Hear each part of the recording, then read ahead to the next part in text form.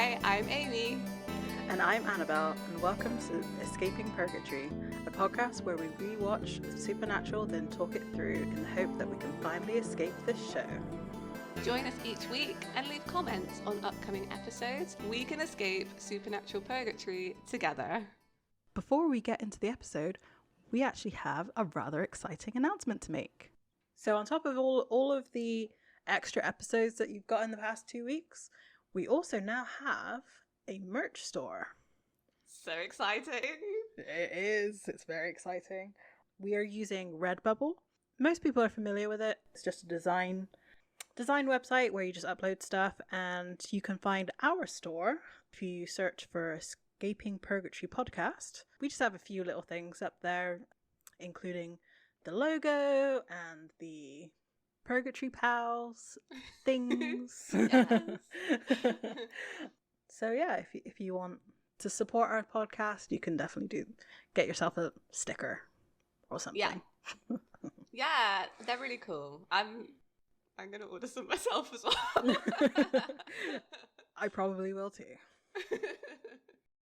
Yes, we will. And this week we are starting season 2. How exciting! After all the silliness of the past 2 weeks, we get this bummer of an episode. It's called In My Time of Dying. This is not the best rated episode of the season, which I was actually a little surprised of, but it's still up there. It's a 9.3 on IMDb, which, I mean, yeah, it's deserving. It's a really good episode. Yeah. I mean, so In My Time of Dying is actually a Led Zeppelin song, which is why they chose this, like, clearly. Makes sense. The OG crew are back, so written by Eric Kripke, directed by Kim Manners. And yeah, I love Kim Manners directing. It's just the close-ups are good. Yes. They're good. So, at the end of season 1, the song that was playing was Bad Moon Rising, correct? Yes. It was playing in the Netflix one. Yes. So, I think from here on out, you're good with music. I think so too. I'm hoping so. I didn't check it online to see if that's the case or not, but the fact that song was playing at the beginning of the episode, made me really happy. But I'm getting a little bit ahead of myself with this one, because it's kind of like a comprehensive recap of the episode that happens. It was a long recap too. Yes, it was. So, full disclosure, I watched this episode twice. Once by itself and once with the commentary. So there was a commentary on the DVD, which was done by Jensen Jared, by Kim Manners as well, and also Cyrus, who's a producer on the show. So I might sprinkle in a few things from that commentary here and there. And one of the things that Jensen said on that commentary was like, they do a really good job with the recaps. I mean, it was really good. I think they had pretty much every monster of the week. Probably not. I don't think they'd had anything from bugs. Nothing of that kind of stood out. I mean, I think everybody wanted to forget that episode at that time. Yeah, I think so. Even Route 666, I don't think was in there. Like, it's true. They sort of did I'm not sure who decided which monsters. Maybe it was Kim Manners. Maybe, yeah. Because there seemed to be a lot of his episodes in that. Then they did like a sort of a recap of the last episode. I really liked the then and now, and I was like, oh, it's so nostalgic. It's so good. It's so good. It was great. I loved it. I loved the recap. Interestingly, on the DVD, you get an option whether you can turn the recap on and off. Really? Like, why would you want to? I love it. I love it. So we pick up exactly where we left off. Yeah. And this is one thing I really do appreciate with Supernatural that some other shows don't always do, is like at the end of like a season and it's a cliffhanger, sometimes they will skip like what happened and be like, oh look, it's a normal episode. Whereas with Supernatural, I feel like every single time there are a couple of exceptions where they ended the show, a season, is where they pick up on the next one. I definitely think of season 14, 15, 7, 8, or 7, 8. So I do appreciate that they make that effort to like keep the story going instead of sort of cutting off and being like, 3 weeks later. Yeah. Did you notice that the truck driver was a different actor to the actor at the end of season 1 though? I didn't. Yeah. Oh. They got a different guy. I like that we get down and he's like clearly wearing like cowboy boots. I don't know why, that just really stood out to me when he got down from that truck like the trailer. I mean, he has to be a stylish truck driver, right? You can't just be your everyday truck driver. Exactly.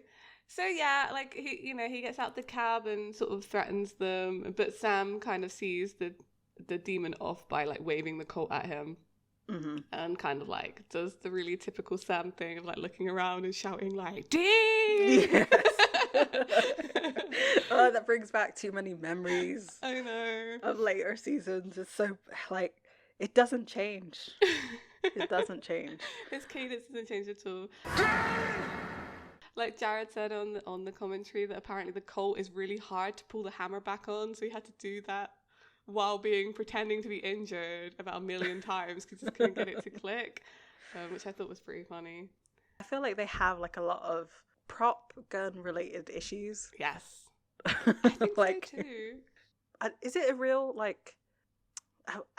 Obviously, it's not a real gun because it's this supernatural killing thing. Yeah, but like, did they actually model it after some sort of 19th century gun?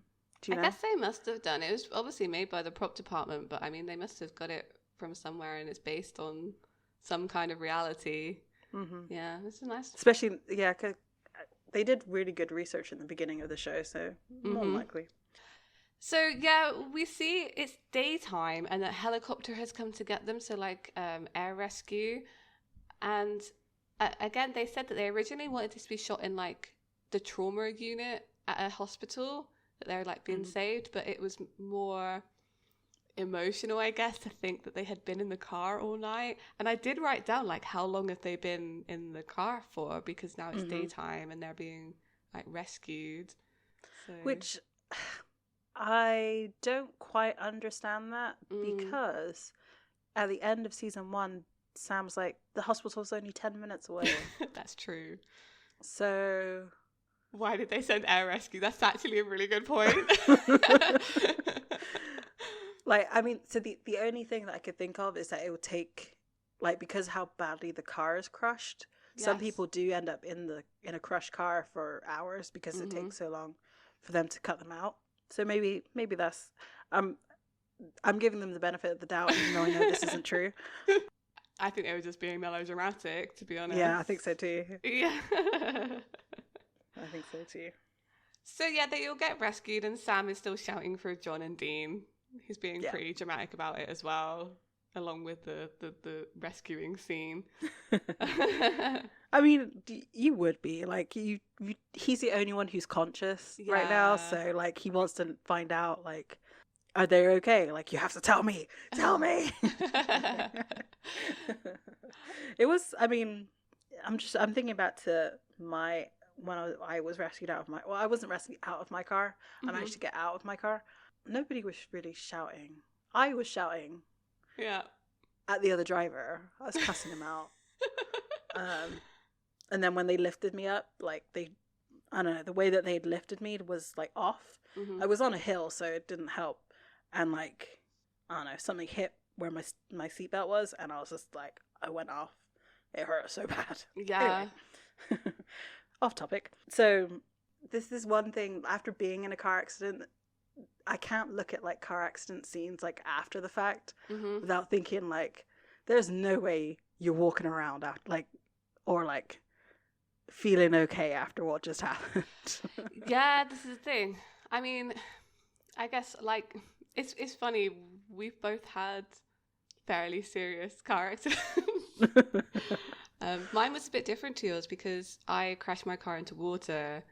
I got out of my car and then immediately left the scene because I was but because I didn't get hurt at all. I didn't get hurt at all when I crashed my car. It was just mostly shock. But yeah, you do wonder when it's been like a collision like that, how you're fine, because I think it showed it well in this scene how hurt they were because they were being like airlifted away, and like we see Sam and he's got like a patch over his eye and like he's all bandaged up and they got like the neck braces on and stuff. I think they did a good job here for realism, I guess. Yeah, definitely. I guess it must have been a little bit of time that passes.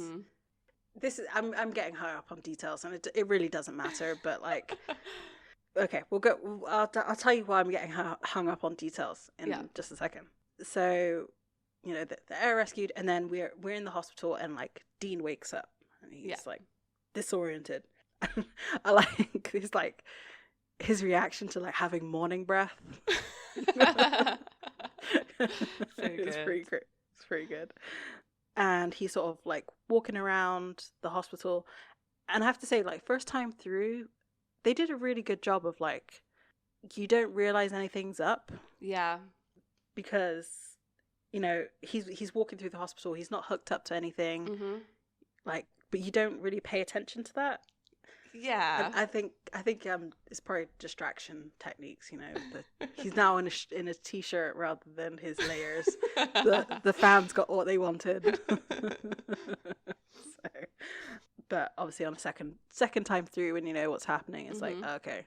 But I mean, it's not too long that you realize something's up, because he starts talking to people and nobody's responding. Yeah, and then he approaches like a receptionist, I think. And it's like, hey, you know, I was in a car crash. You need to help me find my family. And she just completely ignores him. And here's an awful thought. Dean is the first person that we see experience death. That's true. To actually see what it's like to die in this universe. That's terrible. Yep. Yeah. And of course it's Dean. Of course it's Dean. Originally, when they shot this, they said that they had him like opening doors and stuff to try and find people, and then Kripke had to ring them and be like, "Ghosts can't open doors," so they had to reshoot everything. Just light-hearted moment there in your sad world, but yeah, you're right. I'm just dragging you into. It's so unfair. Like, why does he have to do it first? Because he's the tragic character. Like, yeah, absolutely. All the bad things happen to Dean. Like, a lot of bad things happen to Sam. I feel like more bad things happen to Dean over the years than Sam. I'm just thinking of that one episode. Stop thinking about it's not healthy. It's not healthy. Well, not that one. The one where he dies like 100 times. Exactly. I mean, yes, I can't wait to get to Mystery Spot. But yeah, like him finding himself, like how weird must that be? Like, yeah. I would wonder sometimes if I did have like an out-of-body experience, if I saw myself, would I recognize myself? Because you always see yourself in like a mirror image. And there's a picture that was taken of me. And I don't know if it's flipped or what, but there's one picture of me where I look at it and I'm like, that's not me. It doesn't look like me. It's really weird because like the person in the picture definitely kind of looks like me, but I don't recognize them as me. And I wonder if that is the feeling I would get with seeing myself in an out-of-body experience. That's a really good point. I never thought of it that way. But yeah, you're probably right. Like, because we don't know what we actually look like. Like I can see... When you go into, like you said, look into a mirror, it's like it's not quite the same. Yeah. And like it's the same thing with like hearing your own voice. Like I whenever I listen back to these podcasts, I'm like, that's not what I sound like. Who can even what? This is not me. But then like obviously to everybody else, that's exactly what I sound like, and I'm like, that's so weird. It's so weird. Yeah, it's the same. I mean, I edit them. I have to listen to my own voice for hours on end now. I've kind of gotten used to it, but it's still weird. Yeah, I mean, so Dean finds himself, and then we get the title card, and it's new and snazzy. It is. I actually forgot about this fire one. Like, I think this might actually be one of my favorite ones. Ooh. I have to give that I would have to give that confirmation like once we've gone through all of them. But like, it's really well done. Maybe I just like the fire effect. That's probably what it is. The fire's pretty good. So there's like a splash of fire, and then we see Supernatural come up, and the A turns into a pentagram. That's the only thing that I'm like, nah. But I kind of get it, because I think it's supposed to be for the bullet, right?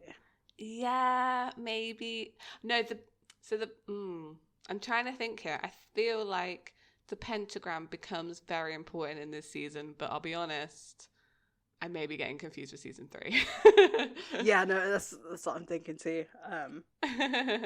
So that was the only thing. There's a little bit cheesy on that front with the pentagram being the A, but yeah, it's okay. They can have it. It's a huge step up from their like ghost supernatural effect. Absolutely. It does still jump around at the end, like it's still ghosts. But yeah, I like it, and it's all orange now. It feels more familiar. I think maybe the orange. Yeah. Orange on black feels very supernatural to me, and like I can't quite put my finger on why. Yeah, I think you're right. I think that's its colors, because I'm looked across to my bookshelf where season 8 is, and that's orange and black too. Oh, okay. So maybe they just kept the color scheme. I don't know. I guess because fire becomes kind of important because they like burn bodies and burn things. Absolutely. Yeah. Fire has always been kind of important in Supernatural, I guess. Oh, I had a bit of a breakdown after we released our the final episode of season 1, like Devil's Trap on like Dean being a fireman, and like anyone who follows me online will see those posts. But yeah. So after the title card, Dean sees Sam, who's come to visit him. It's a bit confusing when they're all in the same room together, but it's fine. And he says, "Sammy, you look good, considering." Which I loved. And he's trying to talk to him, but like realizes that he can't hear him even though he's psychic. And he kind of makes a comment on that, like about Sam being psychic, that he should be able to hear him. He's kind of asking Sam to help him in this scene. I think he says something specific about getting like a hoodoo priest and helping him. Yeah. Which comes up later. "Come on, Sam. Go find some hoodoo priest to lay some mojo on me. I'll be fine." Jensen in the commentary said that this was really hard to act against people who don't respond to you in any way, which I can imagine is fairly difficult when people are trying to pretend you're not there. Everybody does a really good job in this whole episode with like pretending he's not there. So I guess for an actor that must be the worst thing, because like you're all about attention and like suddenly you're not getting any. Absolutely true. This scene for me really cut deep, because I'm like, Dean wants so badly to live. He's like begging them to help him all through this episode. John and Sam, he's pleading with them to find some way to help him. And it hurt a little bit. And I mean, it's as horrible as this sounds, it's almost like he's not being heard. Yes. He's begging for help and he's not being heard. How awful is that? That's so Dean. Like, I know he's never like, I think back to Home. He called John, no response. Yeah. And then like just everything he does, like trying to make jokes out of everything, and just is all a cry. I mean, I'm not a psychologist or psychiatrist, nor have any training whatsoever, but like, it's a cry for help, surely. Yeah. All of his deflections and everything. You think. Yeah, you're so right. Yeah, spot on. Yeah. It's awful. It's absolutely awful. Why'd you do this to me? I don't know. Yeah, I mean, I would say like, Sam in this episode is great as well. Like, yeah, it just looks so distraught at everything that's going on, because like the doctor comes in and is basically saying like, yeah, there's not a lot of hope here. Right. And yeah, Sam's just like, no, we got to do something. Ever the optimist, as I've said previously. So okay, this is where like, this is one of the small details that I was kind of getting hung up on. So it's obvious that some time has passed, because everybody's wounds, or Sam's wounds, are healed, and Dean's all cleaned up and hooked up to the machines and stuff, and they can find out what's wrong with him. But Sam is like in the same jacket and it's still got the blood on it, and it's still like, why haven't you gone to get another coat? Like, you clearly have other clothes. Like, and I get that he wants to be close by for everybody, but like at the same time, I'm pretty sure if you had like bloodstained clothes, the hospital would be like, you need to go get changed. It's unsanitary. That's a good point. I mean, it does imply that he hasn't gone home, I guess, or to a motel. Somewhere. Yeah. Because he doesn't really have anywhere to go. But yeah, maybe they know he doesn't have anywhere to go. Like, maybe he told them that. I don't know. That's really sad. Anyway, that was just there's another thing I'm gonna add to this thought trail in just a second. We haven't gotten there yet. I should probably wait, but it's okay. So Sam goes to visit John. John's awake and gives him like an insurance card. What was the last name? McGillicuddy. Yeah, that's right. Which is Lucy Ricardo's maiden name from I Love Lucy. Oh. Well, there you go. I mean, it had to be a pop culture reference. Of course. It got me thinking a little bit, like, if they didn't take hunting as seriously as they did, and they sort of hunted at night only and worked like some sort of day labor job or whatever, do you think they would have to keep using fake IDs? Because I understand why they use them now, is because, they do a lot of illegal stuff, like trespassing, passing off as like agents of the law, police officers and stuff, and they have no money, so they have to do credit card fraud. Obviously giving their real names doesn't really work, especially in Dean's case, because we know, like, he had a warrant out for his arrest. But also, don't forget, he's legally dead. Right. Yeah. There is that too. Mm-hmm. I mean, the thing is, you could also be I'm pretty sure there's plenty of Dean Winchesters, though. Yeah, that's true. I mean, there must be other people called those names. Yeah, I guess it's probably just because they don't have the money, so they're using someone else's insurance. Mm-hmm. So, yeah, you're right. Maybe if they had actual jobs, they wouldn't have to keep doing it. But I feel like maybe they would, just because it's still illegal. Like, the other things they do. I imagine that Bobby, although he runs his like scrapyard, probably still uses fake IDs and like fake stuff, because I guess a lot of the things they do, they run afoul of the law quite a lot. Yeah. And also, like, they, like burning bodies, desecrating graves and all that kind of stuff. Yeah, the usual. The usual. Yeah, it was just an interesting thought.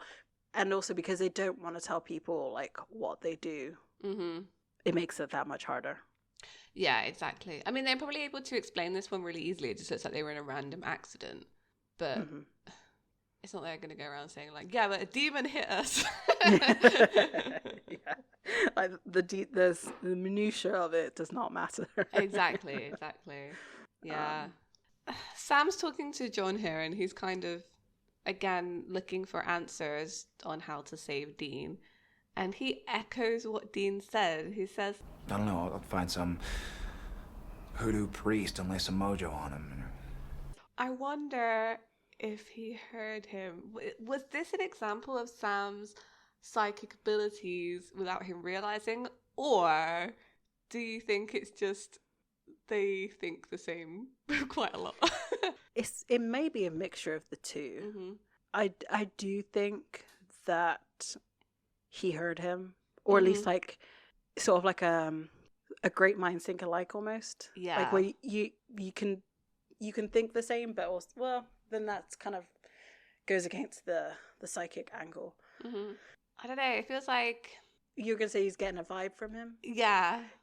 No, I think you're right. I think it was so specific that I don't think it was like, oh, did he not? I think it was like, yeah, he actually like he heard something. Yeah. Well, again, they mentioned this in the commentary, and like Jared said, like, did he know? And so they're still kind of like, I read the script, so I know, but and it's like they're still kind of So I think it was left up to us to decide whether it was a psychic thing or just a brothers vibing thing. I think it was a psychic thing. Just judging by later, I think, Yeah. John agrees that they should try and find something to do, but is like pretty much resigned to the fact that Dean's dying. He's like, oh, but it might not work. There's not a lot out there. He even mentions faith, that the healer they found was like 1 in a million. So can't kind of rely on that again. And then John asks about the cult.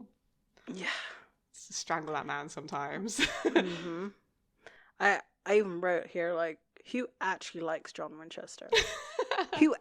Honestly, this is an honest question. If you like John Winchester, you have to explain it to me. Just like message one of us, or either on Instagram or Tumblr. Like, I need to know the people who like John Winchester, because I mean, Sam says it pretty much how I felt. Like, your son is dying and you're worried about the cult.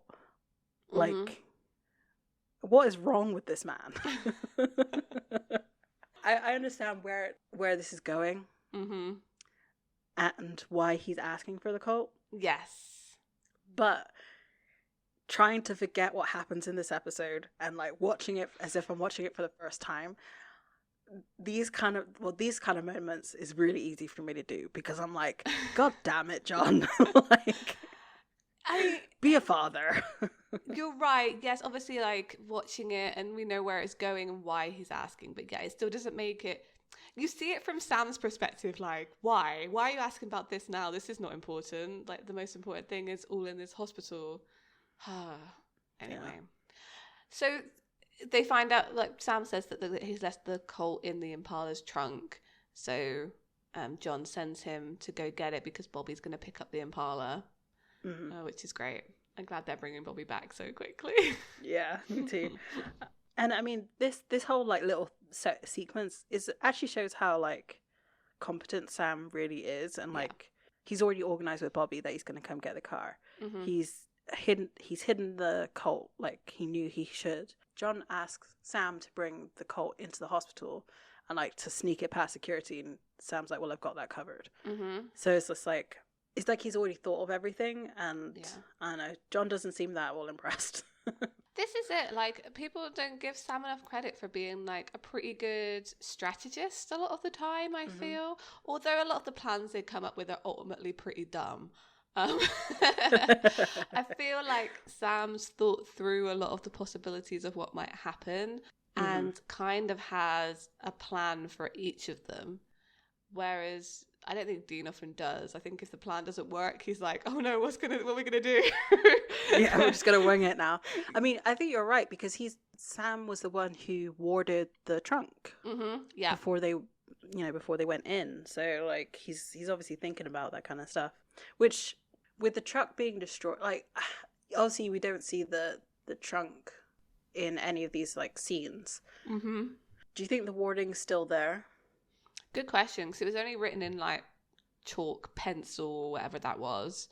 So it could have easily been destroyed.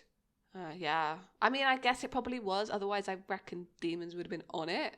They must have known where the cult was, maybe. Bit of a plot hole there.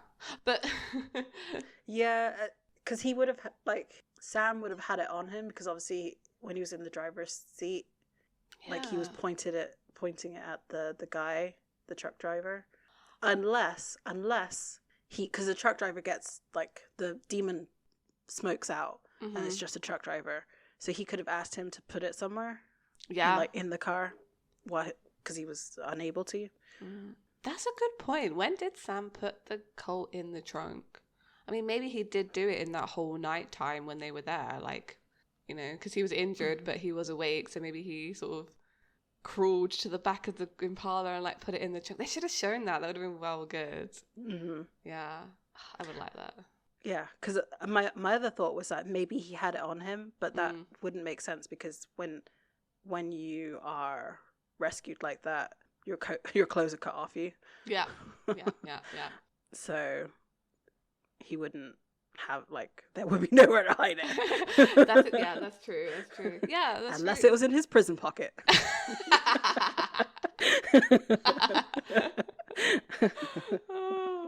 Yeah. Anyway, John asks Sam to ask Bobby for some ingredients. And Sam asks, like, you know, what's this for? And he says, he kind of hesitates and he says, for protection. And, you know, Sam accepts and leaves the room. And as the camera follows Sam out of the room, you see Dean in the corner. He's sort of lurking. And, you know, calls him out straight away because he knows something's up. Well, you sure know something. Yeah, because Sam's asked about him and the special children, right? That's right. And then John says like, "Nah, I don't know anything." Damn it! Yeah. It's so okay. I'm just gonna say this. It's fine. This is kind of a spoiler for the end of the episode, but y'all should have watched it. It's kind of really bad that Dean doesn't remember anything from this episode because there's such a lot of useful information here that definitely should have been brought up again. Mm-hmm. Definitely. I know. Like, so much of, like, yeah. Mm-hmm. Yeah, I completely agree. Because would his reaction have been different at the end of the episode if he'd remembered that John was, like, knew something about Sam anyway? Yeah. Maybe. This next scene, I don't know, just, like, hit me right in the heart. Because obviously the Impala was a metaphor for Dean. Yes, I wrote the same thing. And I was just like, oh, Sam's just like, no, we're not giving up on it. I don't know why you're talking like this. This is not what we're going to do. We're going to fix this car. Dean's going to hate me if I don't fix this car. Or if we scrap this car. I think he says something along the lines of like, if there's just one thing working. But yeah, I think it's really interesting. I wrote here, oh my God, Dean is the Impala, because it's dead. Like, the Impala's dead. It's a write-off. Mm-hmm. Like, there's no you're looking at it and you're thinking, there's no way to fix that. It's mangled. Mm-hmm. And then obviously, like, Dean's in the hospital. There's no way to fix that. Yeah, it's mangled. Its insides are mangled. In that case. So it was really tough. I have big feels about a car. So, okay, I have another question. Do you think the damage that was done to Dean was mostly the demon doing it or the car crash? I think it was mostly the demon because he was already basically dying at the end of the season before the car hit. If anything, it just like made the injuries worse. Yeah, what's really interesting is what the doctor says. So he said that he's damaged his liver and his kidneys, which I don't see how the demon caused that, because a lot of the things, but I don't know if he did something like internally, because we see that he can do that, but then he's also got a concussion and edema, which is like fluid. So I think that was caused by the car crash. So I think it's like you said, a combination, but I think he would have still be in the same situation if they hadn't been in the car crash. Yeah. If that makes sense, but it did make it worse. Yeah. So, yeah. Seeing the Impala all beat up like that with its, like, the back bit was the bit that, like, got me with the wheel, like, hanging off. Mm-hmm. Was really tough. And, like, seeing Sam pull out the laptop that we've seen all through season 1 is just trashed. Yeah. So they did make reference to that on the commentary, because the prop guy was like, I don't know how to trash this laptop. And they said to him, like, well, go throw it off the roof of the studio. So he did. And, like, if you see it, like, the whole lid of the monitor, like, the screen is off. Yeah, that was kind of sad for me. I'm going to miss that laptop weirdly with its weird stickers. Yeah, I know. Hey, but it's time for an upgrade. Yeah, that's true. I mean, Bobby's kind of ready to give up on the Impala, like you said, and like Sam's like, no, we have to fix the car. Like, Dean's gonna be real mad when he wakes up. Like, he's still in the denial phase of grief there. Listen to me, Bobby. If there's only one working part, that's enough. We're not just gonna give up on. Bobby agrees to tow the Impala, which is great. I was like, phew. And when Sam gives him the list of the stuff that John told him to get for demon protection, which Bobby doesn't tell him what it's for, like, in that scene, but he looks at him like, is it? Is that what John told you, was it? His poker face is not real good. No. He needs to work on that. Which is funny because I swear, like they play cards together at one point. Like, Probably. I could be making that up, but I feel like that's something they would do. Yeah, because it was obviously clear that that's not what it's for. And then we are back at the hospital, and oh my god, I hate this scene. Just that freaking theme. I can't hear it without tearing up, and I hate it so much. Because all John's doing, he's sat there watching over Dean, and that theme plays, and I am dead.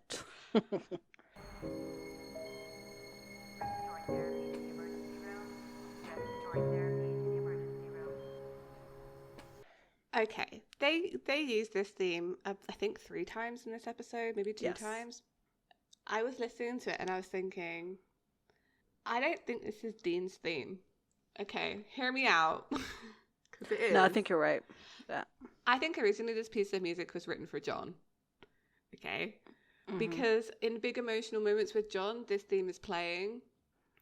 And then I had a thought like, oh, just like everything else in Dean's life, this has been handed to him. So the music's come with the car and the jacket, and now even in the TV show, like the meta, the musical cue for John Winchester was handed down to Dean. Mm-hmm. No, I think you're right. I'm thinking back on it because it's when it's first played, it's when it's the Impala and it's with John. Mm-hmm. And we made a note of it. Oh, I remember making a note of a theme. It wasn't Dean's theme, but a theme. Yeah. In Dead in the Water. Mm-hmm. There was like a little something. So, yeah, I think you're right. Yeah. Everything in Dean's life has been handed down from John, so why would he get his own music? Oy Yeah. So, and I think this is the episode when maybe it was handed over. I don't know. I'm really interested to see the use of this music in this season, to be honest. Yeah, I think you might be right because the monologue that comes after from Dean at this point is like super, like it's everything Dean has ever wanted to say to John, surely. Yeah. But you haven't called a soul for help. You haven't even tried. Aren't you gonna do anything? Aren't you even gonna say anything? I've done everything you have ever asked me. Everything. I've given everything I've ever had. And you're just gonna sit there and you're gonna watch me die? And what the hell kind of father are you? We kind of got a little bit of a glimpse of that in the last 2 episodes of season 1. Mm-hmm. Like while he last 3 episodes even, because it was started in Dead Man's Blood. Because he says, I've done everything you have ever asked me. I've given everything I've ever had. And it's just like, it's if that is not what Dean is, I don't know what is. Yeah. It's like, I know he was starting to stand up to John in Salvation, sort of, and yeah, in Dead Man's Blood, but this here is finally him getting it off his chest when he knows that John can't hear him. Yeah, I know. It's super frustrating that they didn't really have that blowout. Like, Mm-hmm. I feel like Sam gets it in this episode a little bit. Like, he gets a little bit of closure, and I think Dean does a little bit as well, but I feel like there's a lot that's unaddressed. It's very one-sided.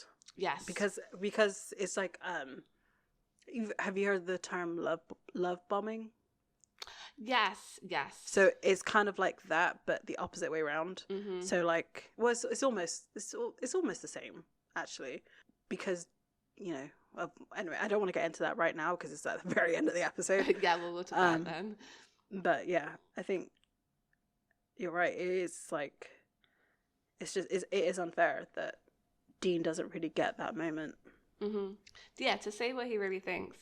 So yeah, he's finally getting all of his anger out, but obviously it gets interrupted at the end with him seeing something in the corridor, which is such a shame. I don't know. I wanted something else from this scene, not to be interrupted. I don't know. There was some kind of emotional cue I was missing right at the end of it. I don't know what it was, but yeah.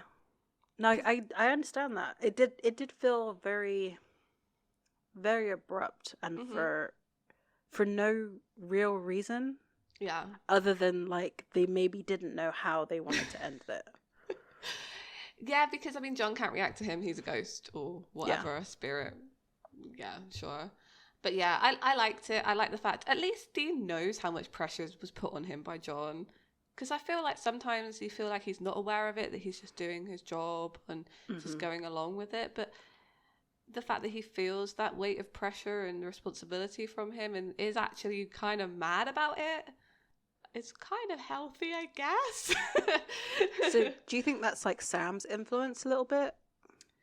Yeah, I do. I think Sam psychologically is generally in a better place than Dean is. Because you don't know all the other conversations that they have, and they definitely would have had some conversations between. There's a few episodes. They must have had some conversations during Salvation or during Devil's Trap before they go and get John. You know, like it's interesting. I'd like to see some more of those. But I definitely think he is giving Dean a better view of himself. Yeah, upping his self-esteem. Building him up as a person. Exactly, just like Dean, does for him. As you know. Oh, it's nice. I'm getting emotional out of like sibling bonding. Yay! So Dean follows the spirit or white figure and follows it into a room with a woman who's like on the ground, like screaming for help, saying she can't breathe. And then Dean starts shouting, forgetting he's a ghost. Yeah. And nobody can hear him. And it's kind of interesting, like even though he kind of knows what his situation is right now, he's still trying to help people. Like he's the thing that they hunt, yet he's trying to help people. I know. Yeah. I mean, what else would you do in that situation, though? I guess like maybe someone will hear you, so it's worth trying, I guess. Yeah. I think it's a nurse. I think she's having some kind of like allergic reaction or something. But yeah, she dies. Unfortunately. In the commentary, Jensen said, "Oh, I just wanted to give her a water bottle and a hug at the end of every take because apparently she's like trying really hard, that actress, with that like allergic reaction acting that she was doing. So I thought it was quite sweet. Yeah, but I thought the ghost was pretty cool looking, the spirit thing that he's chasing. I think the visual effects on that are quite interesting. So Sam comes back into the hospital and Dean's kind of like trying to warn him about this creature. He doesn't know what it is at this point. But Sam is in his own world and he is rightfully annoyed. And confronts John about his actual plan and basically exposes him, telling him that the ingredients he knows are not for protection but are actually for summonings to summon the demon or a demon. And it just, it escalates. You're not thinking about anybody but yourself. It's the same selfish obsession. It's funny, guys, you know what? don't I do thought this. this was your obsession too. This demon killed your mother, killed your girlfriend. You begged me to be part of this hunt. Now, if you killed that damn thing when you had the chance, none of this would have happened. It was possessing you, Dad. I would have killed you too. Yeah, and your brother would be awake right now. Shut up, both of you. It comes back to the same argument of, Dean is dying and here you are wanting to communicate with this demon. And John saying, well, you don't know how I feel. It's not like you tell them, so of course they don't know. Good point, yeah. And, without Dean physically there to, like, actually stop this argument, it gets worse and worse and worse. This was really well done. I don't know what they said in the commentary, but, like, the fact that these two can, like, John and Sam are arguing so, like, vehemently or, so aggressively, and Dean is there, like, also yelling, but nobody's reacting to it. Yeah. And nobody's, like, stuttering over their words or anything. it was really well done. I know, like, this is why I'm not an actor, but I know if it was me, like, I'd lose my place. Yeah, it's really interesting. I think Kim Anna said this was one of his favorite. There's 2 scenes in this that he likes, and this was one of his favorite scenes. But Jared did say that there were takes where they just like looked at him. So Well, of course, like, there had to be, because they're all shouting at each other. So it's so indicative of their relationship. Like, without Dean there to kind of the glue that keeps them together, John and Sam can't be near each other. They're just constantly at each other's throats. So, I mean, it's good. I really like the way they do it, because eventually, like, Dean gets so riled up with seeing them argue that he manages to move a glass and like smash it onto the floor. And then he completely breaks the tension by saying, Dude, I full on Swayze that mother. I mean, like I said, really good tension breaker, considering how intense it was getting. Like, they would have come to blows, surely. Yeah, it was a serious argument. But again, it's down to Dean's breaking that up. He still did it. He's basically dead, and he's still trying to break up arguments between John and Sam, right? So, yeah, very typical. They're kind of arguing over all the events of the last episode, essentially, is what's happened. You know, why didn't you shoot the demon? Why are you out for revenge? Blah, blah, blah, blah, blah. Yeah. And, I mean, John's gone back to pre-Dead Man's Blood and trying to make reckless decisions by himself and not including his sons. It's just like, you know, he's gone back to the self-sacrifice shtick. And the hero worship of his sons puts this self-sacrifice in their head. Yeah, exactly. I mean, where else are they going to get it from, if not from John? This whole self-sacrifice mindset is clearly there. This whole episode is about that. Exactly. But yeah, once he breaks this glass, Dean starts flickering like a ghost. But he manages to go off, and they see people running down the corridor, and Sam goes to check what it is. Yeah, Dean's like real Dean? Yeah, I don't know. Physical form Dean. Yeah. Is like coding, and they're kind of working on him because it looks like he's dying. And there's that same ghostly figure over his bed, and Ghost Dean like says it, like runs towards it and manages to shoo it off. And as he's shouting, Sam hears the shouting. Yeah. So I do have a question about this, and this is something that I saw like. Just so, like, I don't know how I saw it, but so Dean moves around Sam to get into the room. Yes. Do you think that was an acting choice, or do you think it was for practical reasons? Like, do you think because Dean is like, he's very conscious of his like surroundings, and like he doesn't bump into people. He like actually is kind of very polite. Yeah. Do you think it was because that's how Dean would move around people even though he's a ghost, or is it just because they didn't want to do the effect? But you're right, though. I think maybe Dean's too polite to phase through people. So it kind of works on 2 levels. I kind of like that. Yeah. So I mean, at least he manages to save himself, I guess. Yeah, because he kind of like grabs his arm, like grabs the spirit's arm, and then it sort of like goes away. Flung backwards, yeah. Yeah. He says to Sam that if it's something, that he can kill it, essentially. Yeah. Like, if I can grab it, I can kill it. Yeah, that's so good. So Dean hears something, some woman yelling, and he runs towards her. And it's Tessa. It's Tessa. I was like, don't trust her, Dean. I remembered this.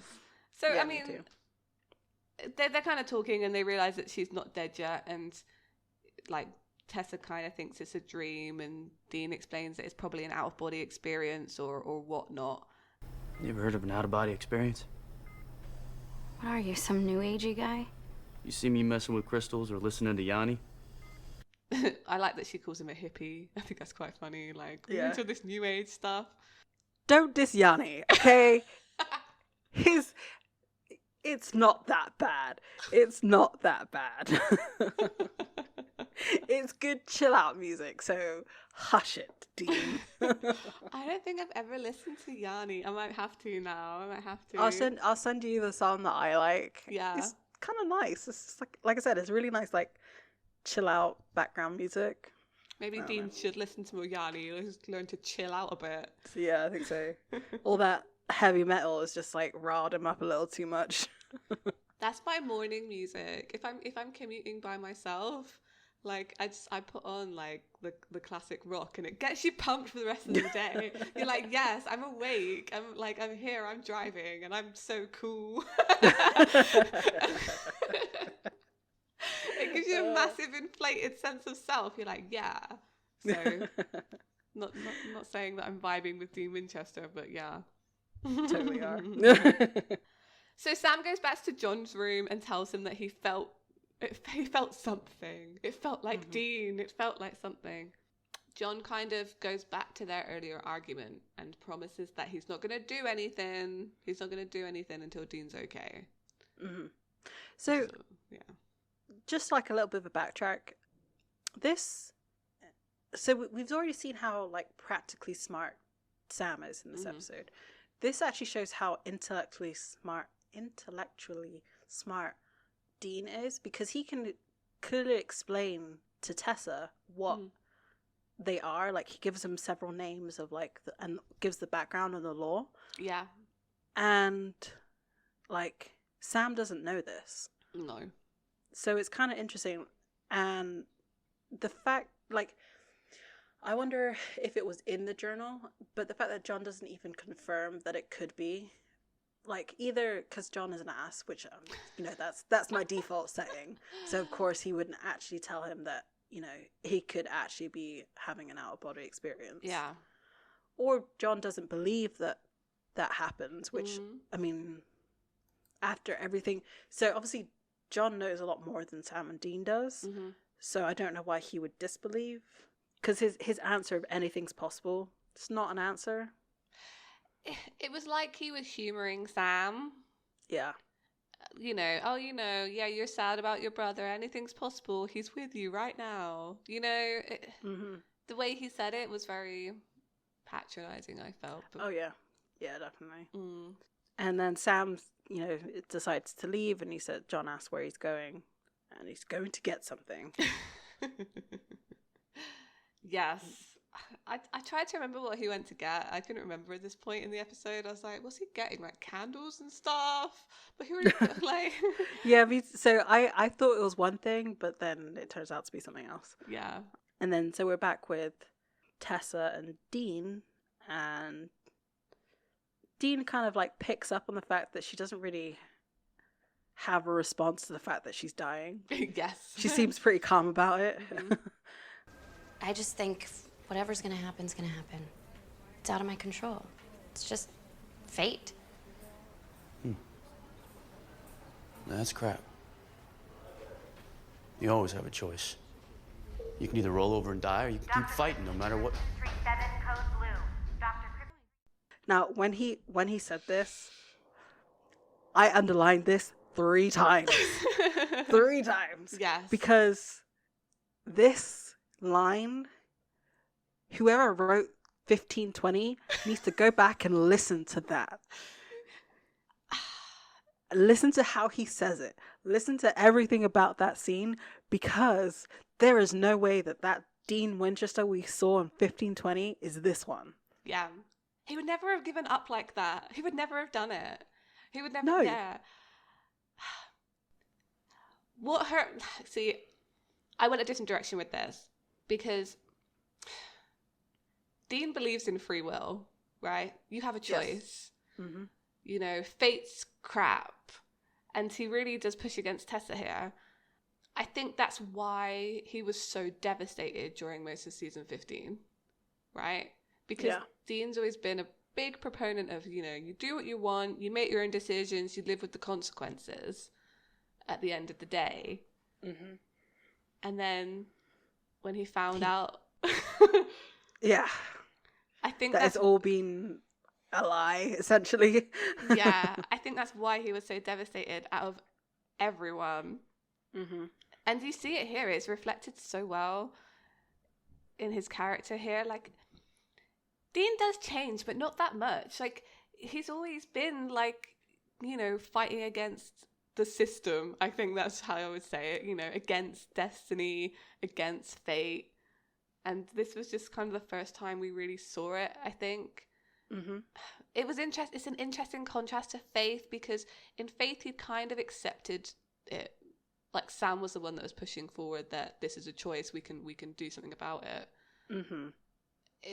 It's interesting when that switch came. I think it's when Faith worked. I think when, you know, when they did manage to fight against the system. Yeah, and also I think it's a little bit of like, well, he, you know, they face death a lot. Yeah. Like, in every single episode, somebody dies. Mm-hmm. And then they can fight the thing that has been killing people. Yeah. So that in your, like, must do something to your mindset Mm-hmm. of that, like, you can save all these other people and change their fate, so I should be able to change mine, right? Yeah, that's completely true. And I mean, with this, it's not even necessarily for himself, because he says a few times this episode, like, I need to get back to Sam. Yeah. So it's not necessarily a selfish thing on Dean's part. Like, I think he believes that if he does die here, that something bad will happen to Sam. That's why he's kind of so set against it as well. Mm-hmm. Definitely. Yeah. I like this. I really like this conversation. It was good. It made me just...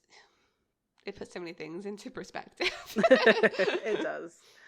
It does. And like I said, the person who wrote season, like, 15-20 needs to go back and watch this episode. Read the source material before you go... Exactly. Exactly. This is... anyway. Okay. So there's another code blue over the PA system. And... No, because they were paging Dr. Kripke. Oh, they were? Yes. I wasn't paying attention. Never mind. Because I'm pretty sure the hospitals don't do that anymore because it's disruptive to patients. But anyway, he goes over to this room, and again we see the spirit, like, over this young girl's body, and they're trying to save her, and unfortunately she dies. But where's Tessa? Yeah, that's a good point. She didn't follow him. Ooh. Where did she go? What was interesting here is that Dean manages to save himself with this spirit over the body and, like, grab it, but he didn't manage to do it with this girl, even though he tried. Yeah. So, yeah. It makes sense. Like, you would. Well, no, it doesn't. It will make sense. Let me put it that way. It will make sense as to why that didn't work. Exactly. So we're back at Dean's room, and Sam has a bag with him. He has this paper bag. And I wrote, "What's in the bag, Sammy?" It's a Ouija board. Yes. Or I guess it's a spirit board, maybe. I don't know. I think Ouija is actually trademarked. Like, yeah. On his, like, when he pulls it out, it doesn't say Ouija, it says something else. I can't remember what. They spoke about this because apparently making it was really hard because it is trademarked. So they had to make a whole new one from scratch in the prop department that didn't look similar enough to the actual Ouija board. Yeah, anyway. Yeah. And then, so he sits on the floor in the hospital. As soon as he did that, I was like, no, don't sit on the floor. Like, it's not that clean. It's not that clean. Especially in a used room. Like, it's really not clean to be sat on that floor. Yeah. I mean, he's in Dean's room, I guess, so okay, fine. I love this scene so much. I love the way they shot it. I love everything about it. I don't know what it is. I absolutely love it. It sticks in my head so much. I love it. So, yeah. So, originally, like I said, like we said earlier, like, I thought he was going to go get ingredients to summon Dean. But then I realized he's not Sam's not that much of a witch yet. No, the magic's not there yet. Because they eventually do summon ghosts, like, quite often. Like, they do a lot of summonings later on in later seasons. At least they pretty much summon... Well, I feel like they stop after Crowley. Yeah. They don't do as much. They still do some. No, I think there's still quite a lot of summoning going on. Maybe. I'm trying to think. I'm like... Because then it kind of becomes, like, angel radio. Yeah, focused. they don't really need to as much because... yeah, you're right, actually. And then they have Rowena as well, and she's, you know... Badass. Mighty powerful. Yeah. No, yeah, you're right, I think. I thought the Ouija board was an interesting idea. I love that Sam's so sincere about it. Yeah. When, like, it definitely could have not worked. And it's not really explained why it does work. There's nothing magical about it. It's just a board and a plastic, like... Right, so I think it's more the fact that... So they supposedly work because the spirit's supposed to be able to touch it and, like, move it to certain places. Yeah. So I guess he was hoping that, like, because he saw that... I'm guessing that since the glass was able to break, and he was probably thinking it was Dean who broke the glass. Yeah. He was like, well, maybe he can touch this thing and, like, use it. Yeah, I guess it seems like Dean doesn't try and interact with a lot of stuff while he's as a spirit in this episode. He just kind of accepts that he is and doesn't really try to interact with stuff. And then so when it does work, he's like surprised. But it's like, you didn't really try anything else though. Like, you didn't get a pen and paper and just like write something down. Yeah, that would have been interesting to see. They didn't do any phasing though. This is the thing. I think they maybe couldn't figure out how to do the phase through objects very well in a way that worked. So they didn't try to get him to touch things. Yeah. But yeah, that makes sense. One thing I did notice about this whole episode, and I'm bringing it up here because you see when obviously Dean sits on the floor that he's barefoot, is their height difference is really exaggerated through this whole episode because he's not wearing his like normal shoes, which blatantly have like a slight heel. And like Sam is, and that always gives like shoes always give you like at least, you know, a couple fractions of an inch. Yeah.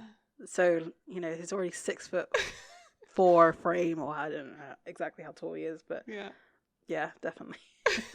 I actually didn't really notice it that much. I'm gonna have to rewatch it and like because it's quite good. I quite extreme. Enjoyed it. Yeah. Oh, I can't imagine. Like, I'm pretty sure they didn't film this in a real hospital, only because like the setting is really fancy. Like it's all like dark wood and I don't know. So.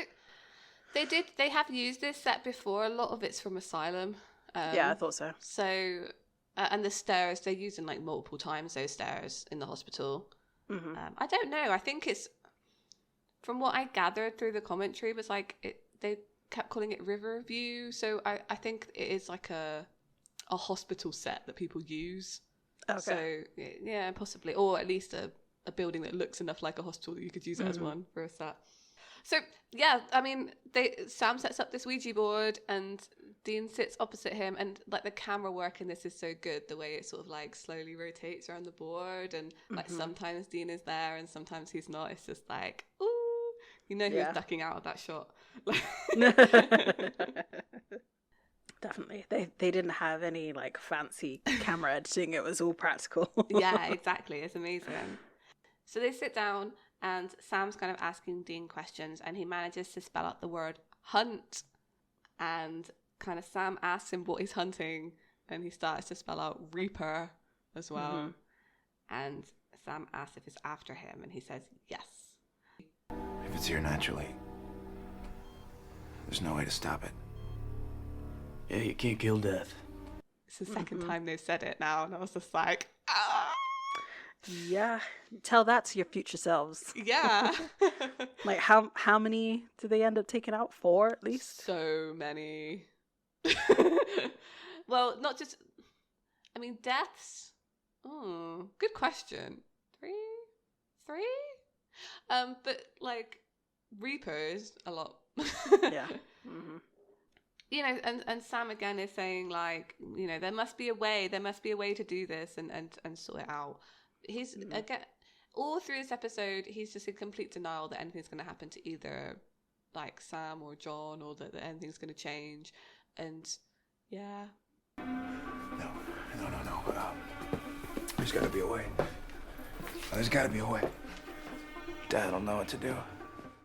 oh, poor Sam. Yeah. I mean, like, he would be completely left on his own if anything happened to both of them. I mean, okay, let's just theorize here. If Dean had died in this episode and John was still alive, what would have happened? I honestly think they would go their separate ways. I think so, until they don't. So I do think like Sam would have gone off, but John definitely would have had to meet up with him later for reasons. Mm-hmm. And I think it would have gone down. Yeah, it would only be a 2-season series.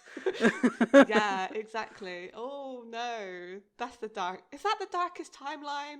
I don't know. I think Yeah, that's been I think darker. so. No, I think so, because whoever would win out of those two, neither of them would be the same afterwards. Exactly. Yeah. So Sam is kind of decides, you know, John will know what to do, and goes to his room for help, but John is not there. And we actually cut to John. He's heading to the boiler room, which this particular like set of doors, I was like, oh yeah, this is Asylum. Yeah, it is. It is the same set. They confirmed that as well. It's all very creepy. There's like hissing and dripping and steam coming out of everything, which I'm pretty sure is very unsanitary, because that's just mold waiting to happen. Yeah. It's cool though. Like it's a very atmospheric place, and he starts to like draw on the floor like the symbols that he needs. We then come back to Sam, and he's in Dean's room, and he has the journal. He says, you know, Dad wasn't there to help, but I have his journal. And Dean says, Thanks for not giving up on me, Sammy. I know. "Oh, so sweet." The look on his face is just, I don't even know how to describe it. Sad. But Yeah. like, he looks at him so fondly. Like, anyway. And you know that he's flipped to the page about Reapers. Mm-hmm. Dean obviously sees something. I paused it to try and read what was on that page. It made no sense. No. I was like, what did he see? Honestly, it was like, I'm pretty sure that the equivalent is someone getting my notebook for this podcast and being like, what the hell is she talking about? Absolutely. It also begs the question why they didn't read this during Faith. I'm going to keep bringing this back to Faith because this is the only other episode we've seen a Reaper. But they were doing all that research on Reapers and death. So did they never read that page in the journal? I mean, they must have. They must surely. have. Maybe he'd just forgotten. I guess they did a lot between then and now. And I guess also, there isn't, I mean, if you look at the page, it's not that big and there isn't that much information on it. So they probably started there and then went further with their like online research. Yeah. Because it's got like I said, even though I tried to read it, they're like... unintelligible. Schoolings of a madman. It really, really was. Like things are like highlighted, but they kind of smudged so you can't really see it, scribbled out and stuff. I was like, I also wasn't gonna like step right in front of my TV. That was just silly. I'm not gonna do that. But I had my neck all crooked, like, 'cause it's at an angle, and I was like, what is that? So anyway, and he rushes out. Dean rushes out of the room and goes to find Tessa, and he confronts her. You know, you read the most interesting things. For example, did you know that Reapers can alter human perception? I sure didn't. Basically, they can make themselves appear however they want. Like, say, a pretty girl. And basically says, hey, look, you're a Reaper. So interesting trivia I read on, I think it was IMDb maybe, that apparently Tessa is based on Death from Sandman, Neil Gaiman's Sandman. Mm-hmm. And I read that before I watched this episode, and I was like, was she, though? I want to know if that's true. And I kind of see it, and I kind of don't as well. I mean, this is just my interpretation of it, but all the lying, pretending to be someone else. There are moments in here where she does sound like the Death from the comic books, but I feel like Death in Sandman is always very straight up with people. Okay. Whereas like this is kind of like dancing around it at the beginning was kind of like a play she wouldn't necessarily do. I mean, people might dispute me on that, but I do feel like Sandman's death is very like straight up. Like, this is what it is. This is the cosmic truth, you know. She is very like hallmarky. Like the way that she describes death is very like, I don't know. It was some of the things she said. I mean, it comes up a little bit later, but like it doesn't feel like what a real person would say. Yeah, exactly. Whereas, so Death in Sandman spends time as a human every now and then to experience what it's like, and then at the end takes herself, you know, like it's very sort of introspective, and so she gets it. So when she goes to like reap people, she's very sympathetic to them. Okay. But at the same time is like, but this is how it goes, you know? So it goes. Yeah. So I mean, I could kind of see that because I haven't read those comics, so I can't really make a comment on it. I could kind of see how that would be for a later conversation that they have. Yeah, I agree. But like you said at the beginning, like by the sounds of it at least, like screaming that she's needing help, it doesn't sound like what Neil Gaiman's death would do. Yeah, I think once she gets revealed as a Reaper, I see it. I see the characterization more, and some of the conversations they have are kind of similar to things that maybe she would say. So I see where they were going with it. I guess that it's inspired by, right? So that's fine. It's funny actually, because I always saw Billy as more inspired by death, like Sandman's death. So it's interesting to see that it was here. That's cool. Yeah. That's really cool. So they also, like, you know, she says, well, you saw my true form, so I had to change it a little bit. And I feel like they like to do this in Supernatural. They'll start a creature in its true form. I say true form in quotations. Like, for instance, Death. There was a couple of other ones that come up. But, like, towards the end, they kind of drop all pretenses. So, like, with all of the Reapers that we eventually see, there's no mention of like their true form. Like I think of Death when he comes in. Yeah. Like it's just the human form. And with angels, like obviously there's a reason why we can't see their true form because one of the psychics, you know, gets blinded by it. Yeah. But like there's never any reference to it after the fact. Those are the sort of the two that kind of came off the top of my head for that. But the only ones we really see are demons, I guess, because like their true forms are smoke, I assume, you know, or some kind of, at least that's how they manifest in sort of Earth. I would have really liked to have seen more of that because, I mean, we find out later that Reapers are essentially angels. Right. So they show their true form in this episode as kind of like, I guess Grim Reaper-y, right? That's really what it's going for here, which makes sense. But it would have been really fun to play with some of that true form stuff sometimes. Yeah, definitely. Yeah, I feel like up to season 5, end of season 5, maybe they were thinking about it a bit more, but they didn't really follow through. I don't know if it's just budget-wise. Yeah, it could be. It could be. Or they just forgot.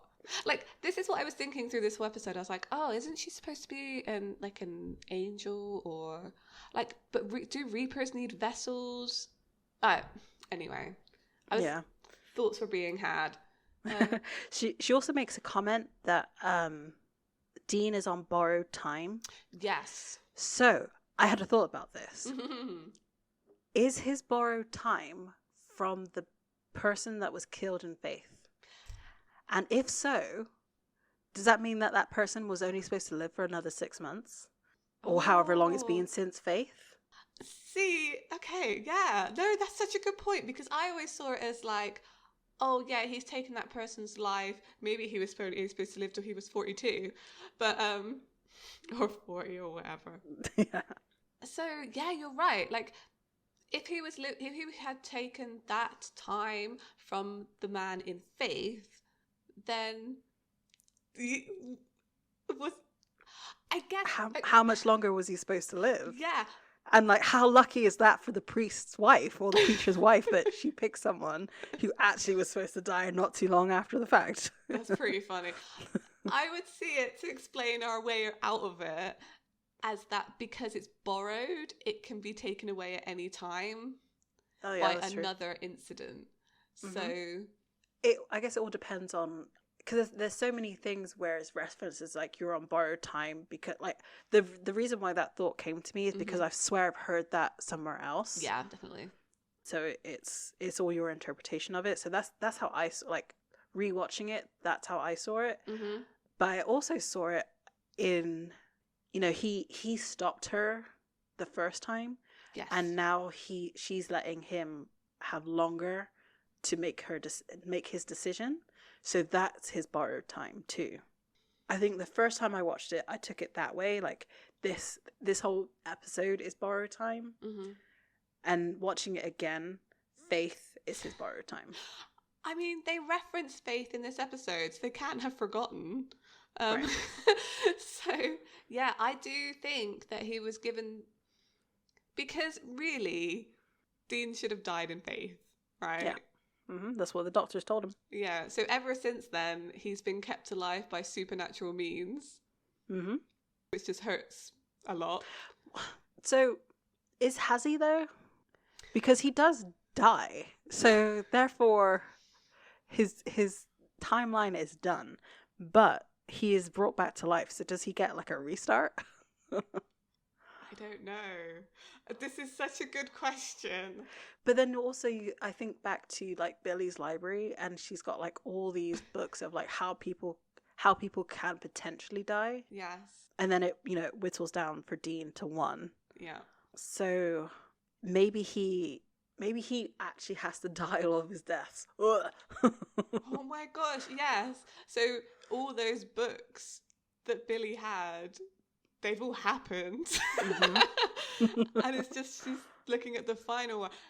You're right, maybe he has to die all of his deaths. That's the timeline. Oh my gosh. That's How why awful. there's so many. Yeah. If only they thought that far ahead, I mean, it's nice to think about. Yeah, that's crazy to me. I like that theory. That's good. What I would say is that in this scene she touches him, which it seems like that's not a big deal, but Yeah. he's literally been touched by death, and we see later on that Reaper's touching people, death touching people is like insta death. So yeah, I think you're right. I think the original one is probably what they meant, was that you probably should have died when you grabbed the Reaper, but I like the other one so much more. So we're back with John, and he's now completed his ritual.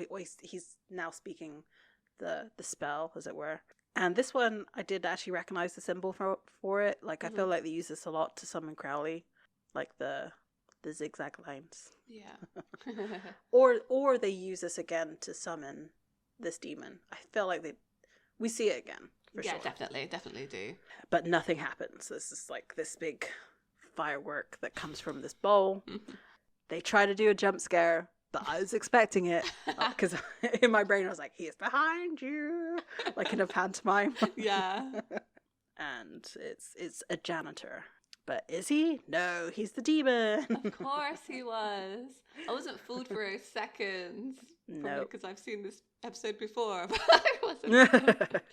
I always thought that the demon, like the yellow-eyed demon, was less of an ass.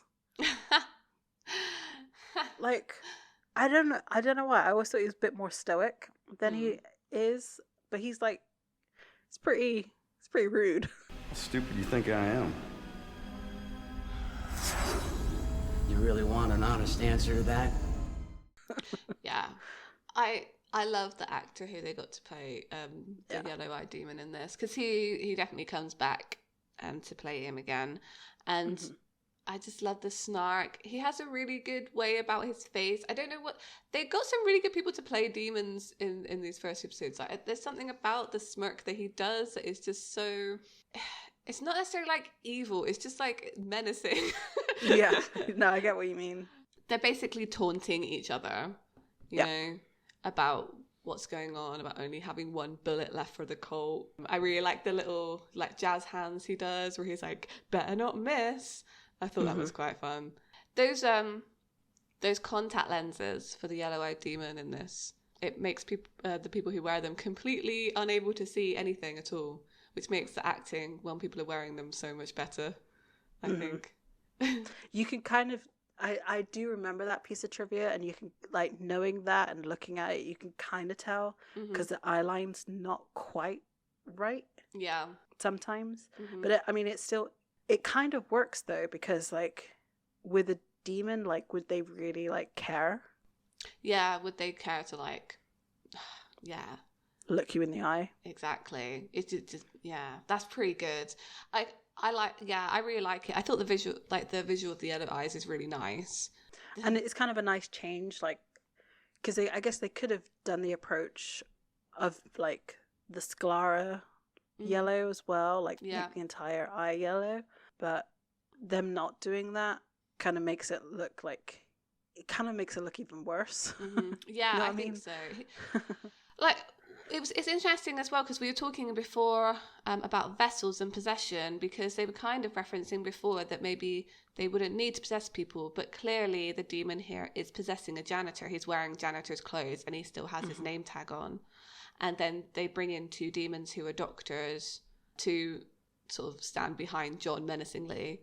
So clearly they've been possessed as well, which is interesting. I'd like to know how summoning works. Do they ever show it? And they may do, from the other side, where like an angel or a demon is being summoned and they just like, get yanked out of existence? That's actually a really good question. Well, we have to like look. If anything, it would be a Crowley episode. Yeah, I think so.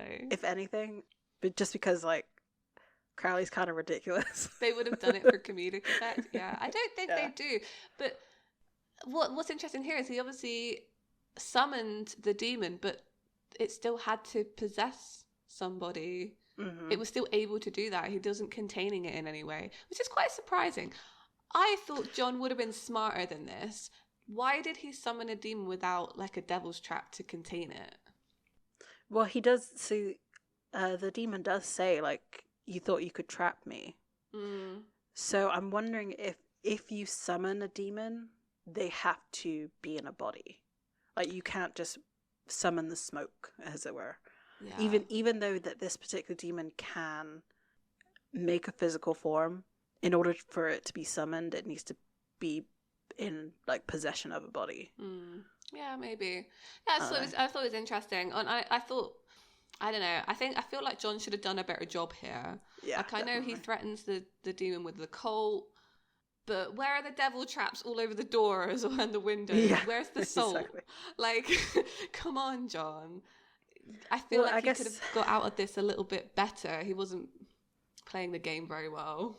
Yeah, and I mean, it comes back down to maybe this is where like Dean's rigid planning comes in, because it seems like John only has one plan, and his plan is to make a deal, because that's the reason why he summoned this demon. He says, "I'm not here to trap you. I'm here to make a deal."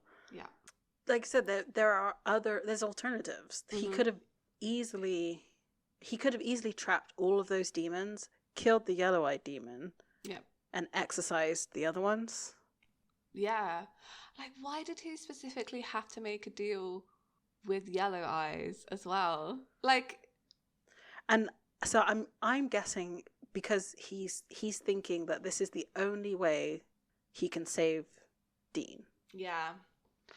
And he's not given thought to any other way. Like, it's this or nothing.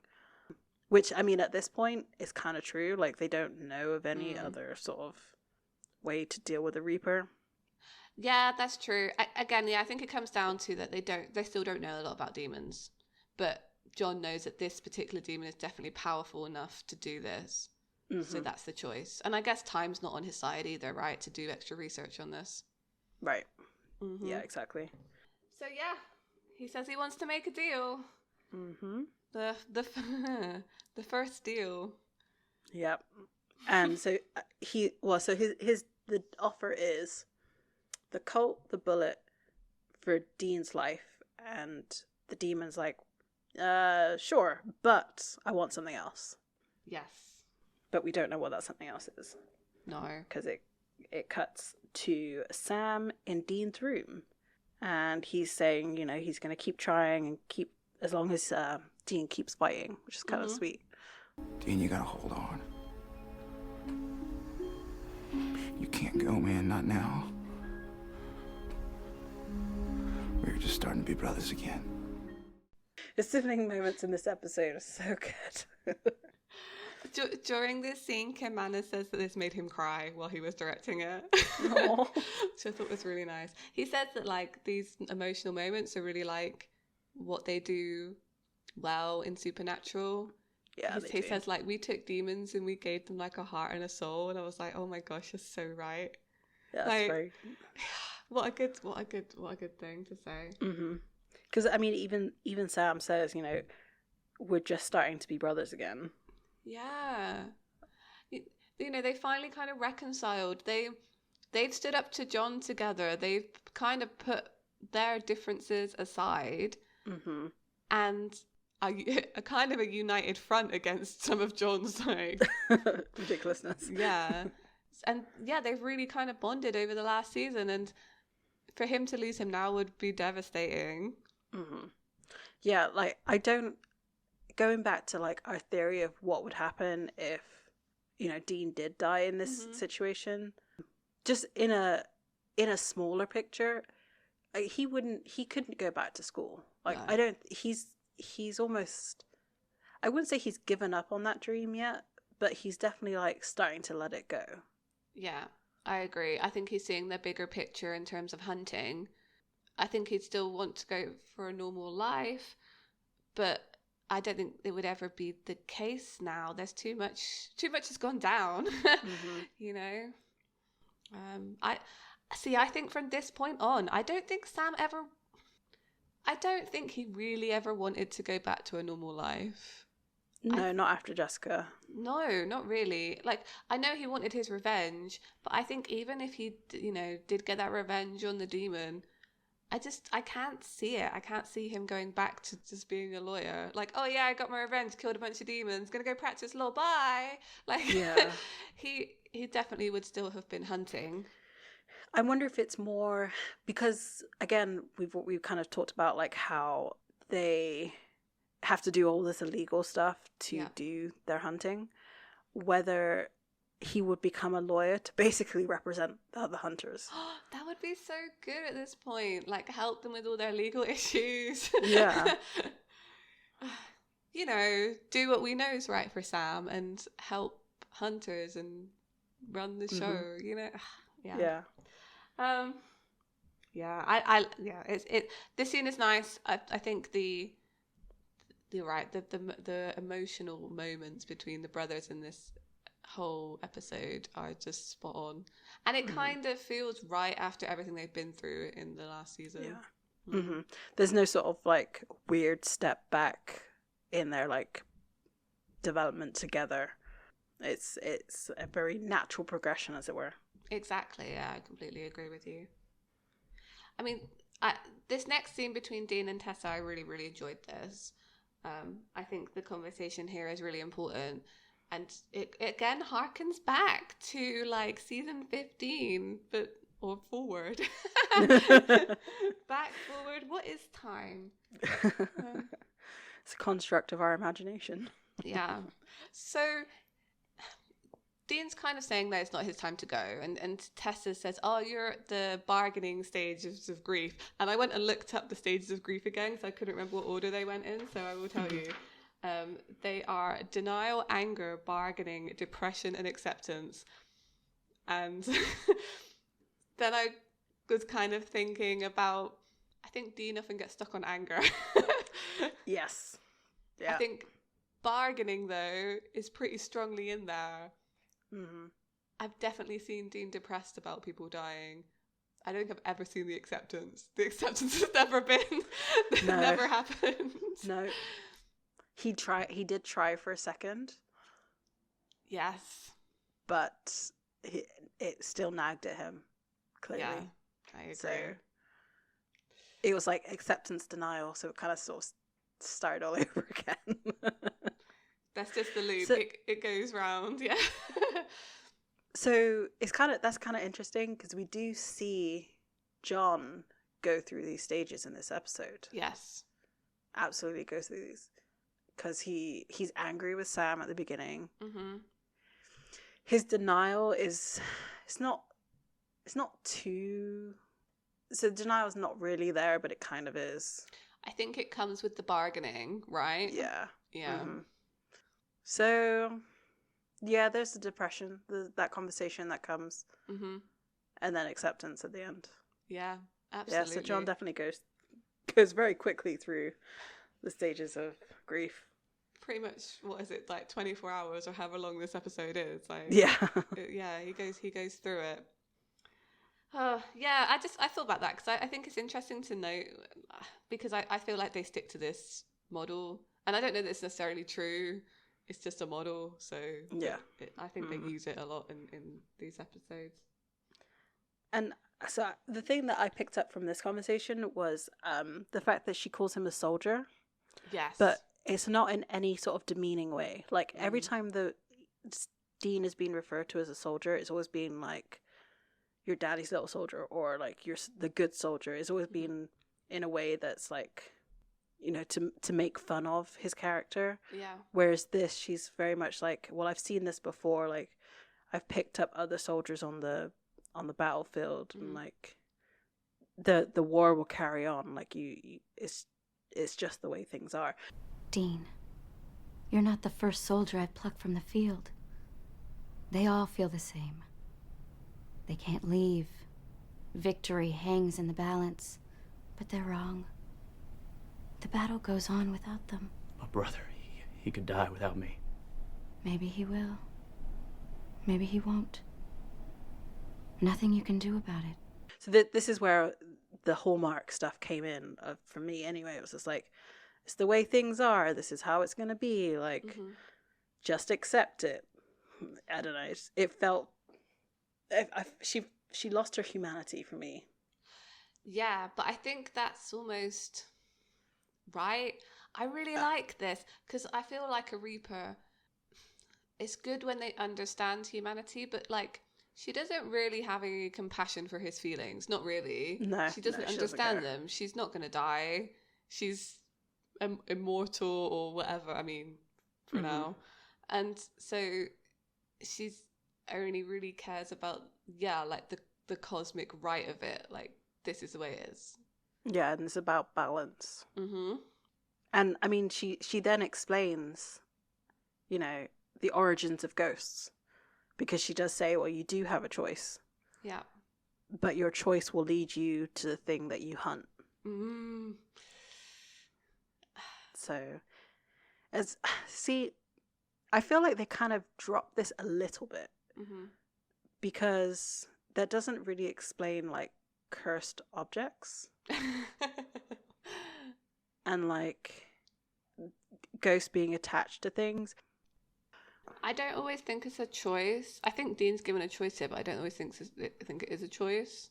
Okay. I think if people die with like such like emotional attachment that they can't go with the Reaper or Reaper can't take them, I feel like that's something. Like any hunter would go, really, unless they've got this mindset of carrying on the good fight or like holding out some hope that someone's going to save them, I guess. That's the problem, right? With ghosts later on, is that if they do know about it, like they might think that someone will come to save them because they see the Winchesters do it so much. There are a couple of things I didn't like in this scene.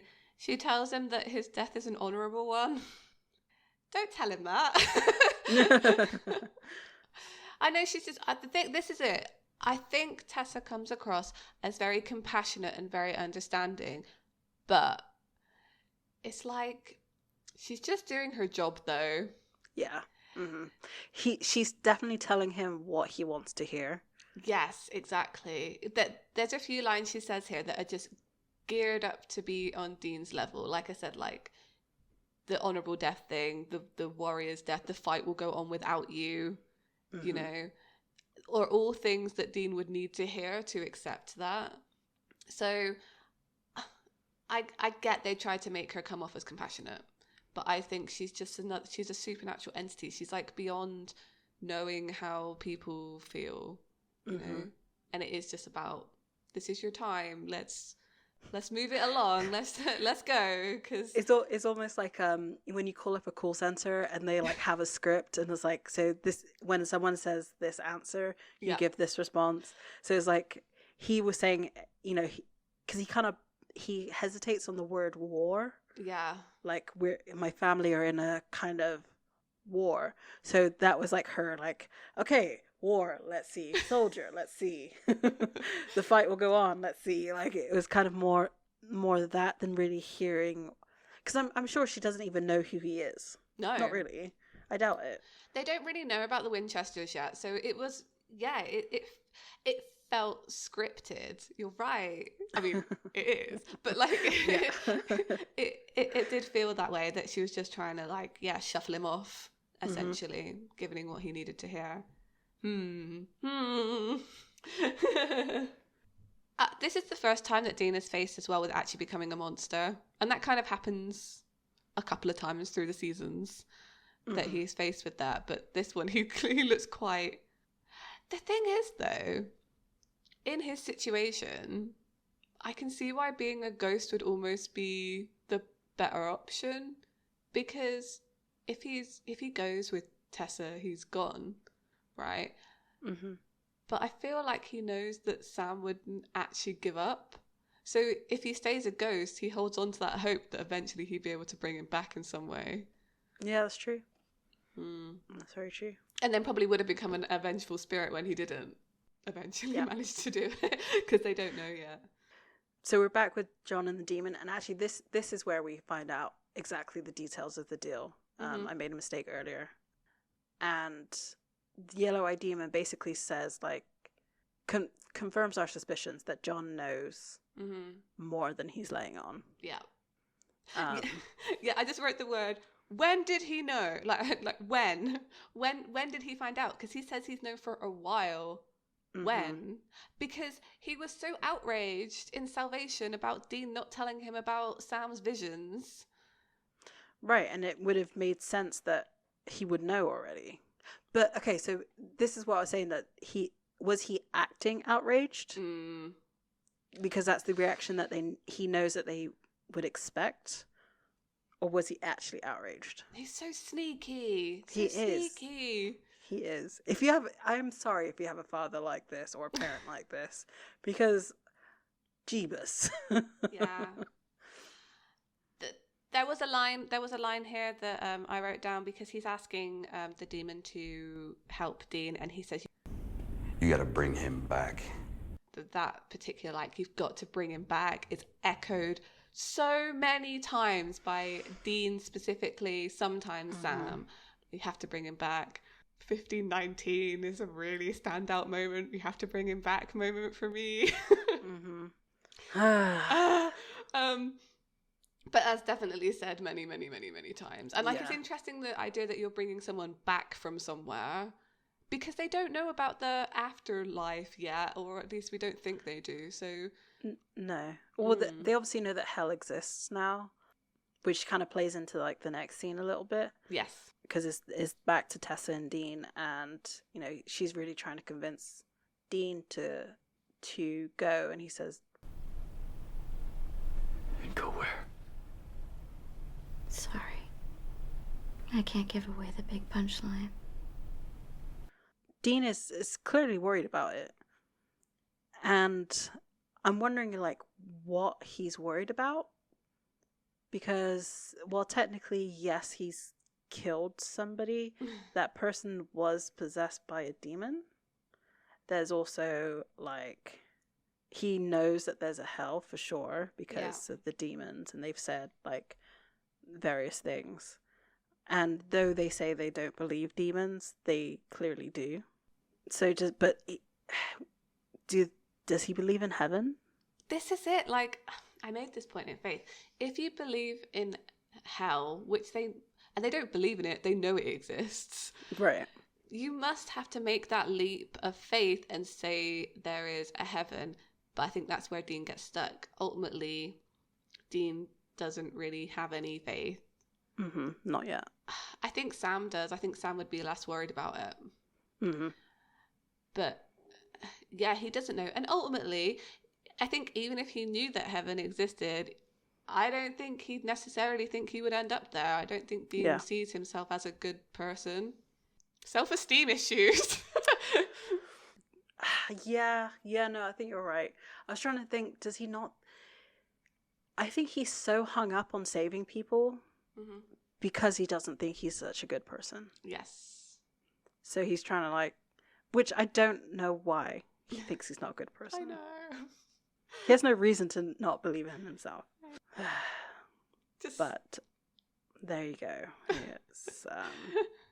He's very much got a savior martyr complex going on. Like, save all other people at the expense of myself. Mm-hmm. Because he doesn't feel like he's deserving of being saved in that way by anybody. Yes. Yes. Crying. Crying. And the conversation's interrupted again. Yes. And the lights start to flicker and he asks, what are you doing? And Tessa responds, well, that's not me. And she's possessed by the yellow-eyed demon. Oh, I love this shot. I love it because as all the smoke goes into her and she closes her eyes and then she turns around and they're open and they're yellow and it's like, yes! So good. I was a bit confused between how that worked, but I don't want to go too far into it because was Tessa in a vessel? Don't know. Yeah. So how did she get possessed if she wasn't in a vessel? I don't think they decided at this point that Reapers were angels. I think that's what's happened here. So yeah. I kind of don't really understand how the demon possessed her, but it's cool. Yeah, so I wonder if it's kind of like demons are a little bit like a parasite and can like infect anything. Yeah. Ooh, that's good. So maybe that was the case in this, in that it was like another spirit invading. Yeah, I don't know. Because the way that they explain like her appearance is that she can alter a person's perception or human's perception. Yes. So she's not in a body. No. She's just changed her appearance. So yeah, it's kind of infecting the spirit or the Reaper. Yeah, it doesn't quite work with later lore, but I appreciated it was a very good scene. Yeah, it was. It was very good. I mean, this is, I guess, another instance of demons lying because he was, the yellow-eyed demon says, like, well, I can't do it, but I know someone who can, when clearly he can do it. Yeah, but did he mean by as Tessa? That he could do it through Tessa? Yeah, maybe. Yeah, interesting.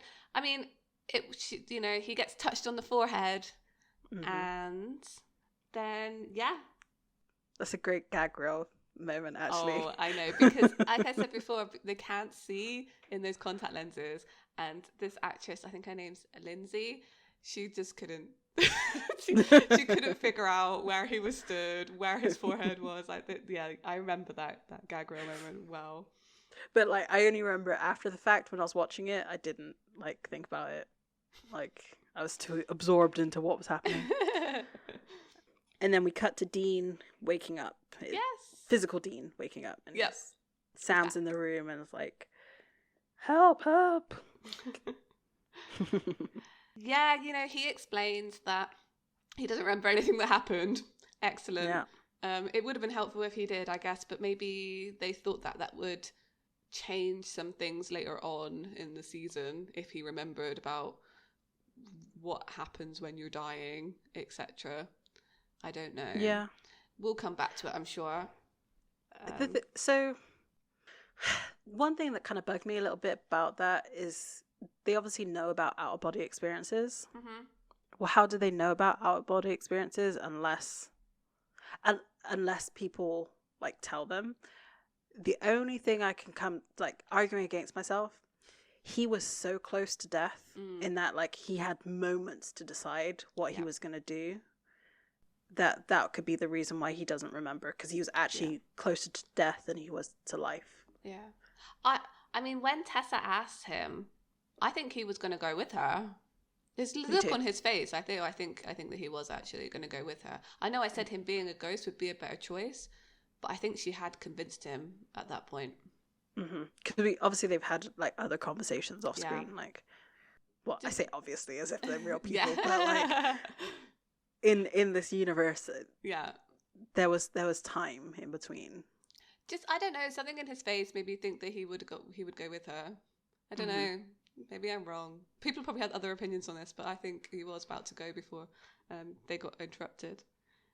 So the doctor's explaining how miraculous it is that he's still alive. And he says, You'd have some kind of angel watching over you. Thanks, Doc. Yep. He said it. Yep. He said it. God damn it. Yeah, he does say that he feels like Dean feels weird, like something's wrong with him. I think that's probably because there was a demon involved. Maybe it's some kind of like corrupting influence. Yeah, on that. So yeah, with that, John comes in and he's being very un-John-like. Yes. And here I wrote, he doesn't get to apologize. He does not get to apologize right now. Because we don't know yet, but we know. We know. People who have seen this before know what he's just done. And he does not get to do what he's about to do. He does not get to, like, apologize to Sam. They start, of course they start arguing. Yeah. Sam and John. And, he finally becomes, like, the bigger person and says, hey, can we just, like, not argue right now?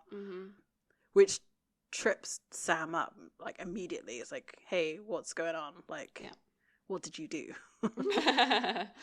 Are you feeling okay? And John just responds like, I'm just tired. Because he's asking John, like, where did you go last night? Did you summon the demon? Like, what did you do? Like, tell me everything.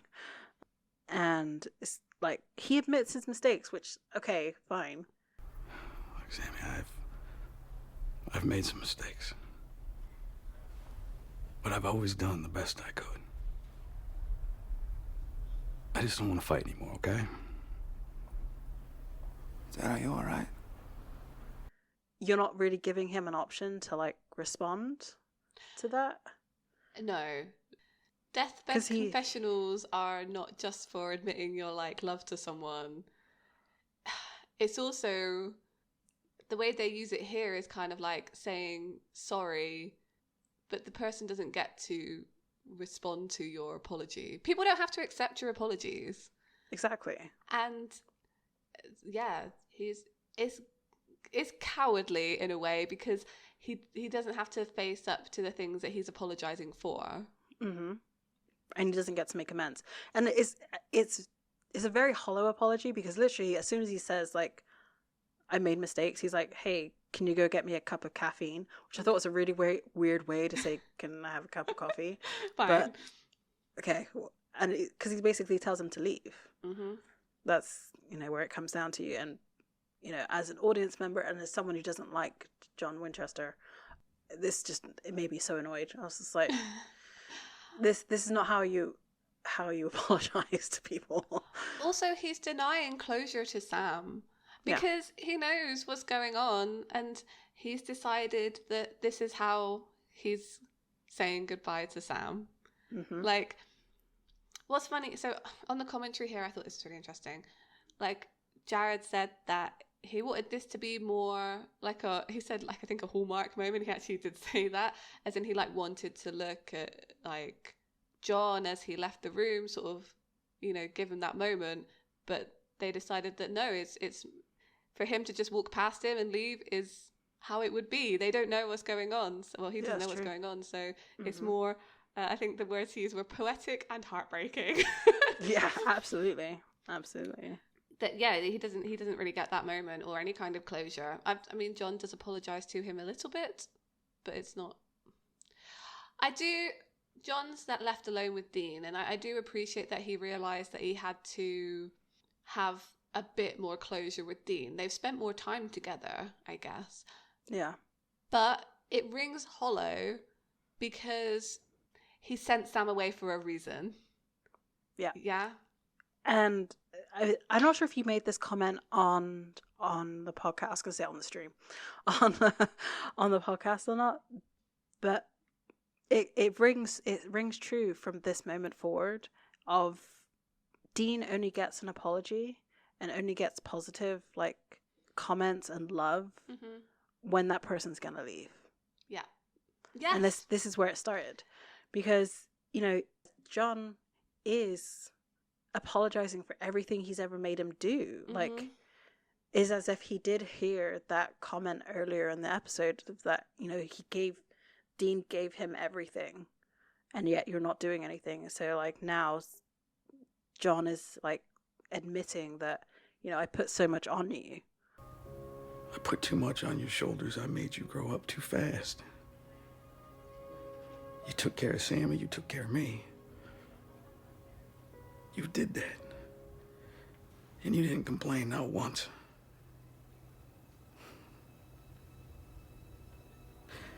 I just want you to know that I am so proud of you. Is it really you talking? Yeah, it's really me. Why are you saying this stuff?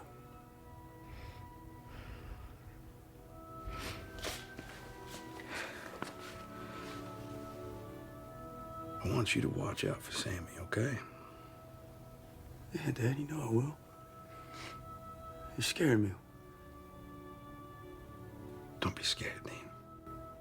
Like, he's basically saying that he should have been a better father. Like, he put things on him that he shouldn't have done and that he should have been there for him and not the other way around. And it made me really emotional. It did. Like, Jeffrey Dean Morgan's such a good actor. Like, the tears, yeah. It's so good. The single tear. He it starts there. Oh, yes. And I mean, Dean's like response to that, like, is this really you? As in, like, oh, you're not possessed this time when you're saying these nice things to me, is absolutely heartbreaking. Like, yeah.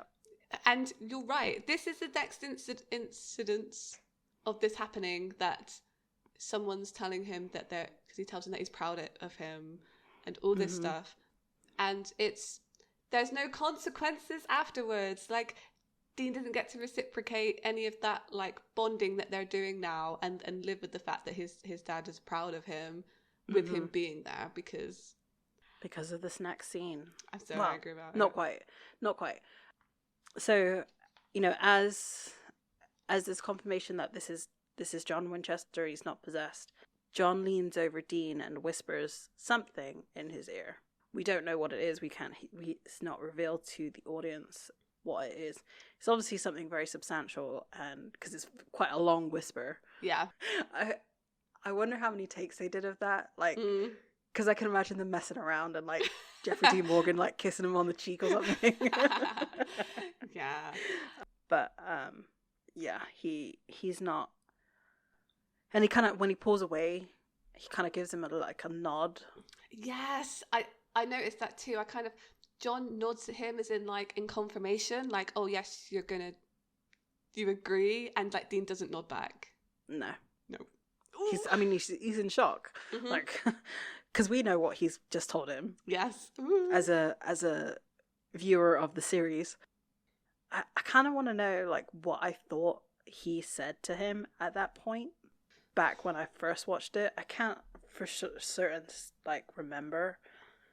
See, I don't know either. I feel like he maybe told him about the demon or the cult or something like when I first watched it, but I don't think I didn't have enough information to know what, like have a really good concrete idea in my head of what it was. And I don't think we find out until at least halfway through the season.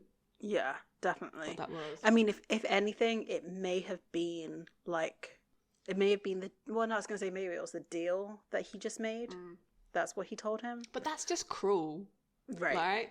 There is that. And also, that or he tells him not specifically about Sam. I know I'm just giving it away, but like...